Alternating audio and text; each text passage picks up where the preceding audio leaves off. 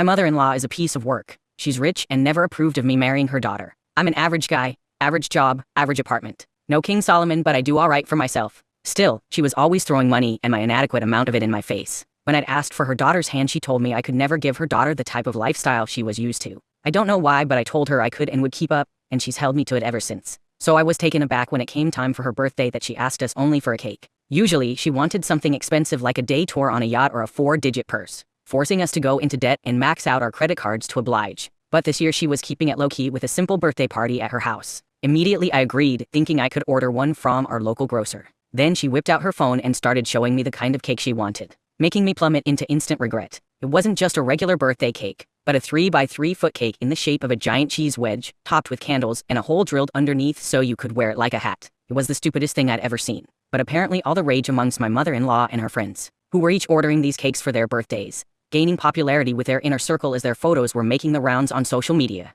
Naturally, she had to have her photo posted too.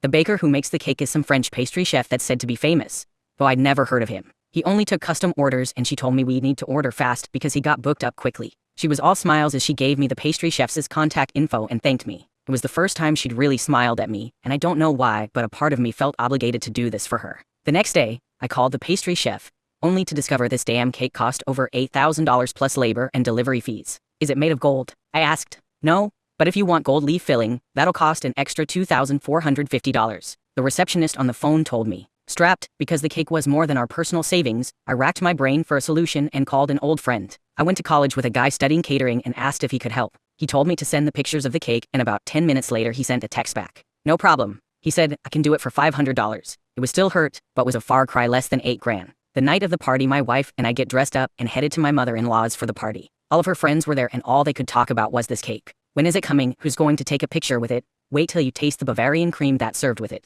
About an hour into the party, questions about the cake were starting to intensify, and I was beginning to sweat. I called my friend and asked him where was he, and he promised me he was 10 minutes sheet and that he needed extra time to load the cake into his van. My mother-in-law's favoritism towards me was already running cold until finally the doorbell rang and the cake was here. I asked my friend ahead of time not to mention his bakery, which he didn't. So the guests were none the wiser that the cake was a dupe. As they brought in the massive cheese wedge-shaped cake, everyone burst into applause. My mother-in-law was shining and grinning for days as they set the cake before her on the dining table, with a bowl of Bavarian cream next to it. The thing was huge. I mean massively huge, and took 3 men to lift it onto my mother-in-law's head. As they wedged the cake down on her head, like a giant hat made of cheese, my friend lit the 3 candles on top and everyone burst into applause. Photos and video were running non-stop as my mother-in-law beamed in her moment. That's when it happened. The 3 candles slowly began to sink. Yet only myself and my friend started to notice. He moved to fix it, but I signaled for him to back off. She only needed to wear it for a few seconds to take her picture, and then they could take the cake off and no one would notice. After she got her photo taken, the chefs moved to get the cake off, when my mother-in-law's friend shouted,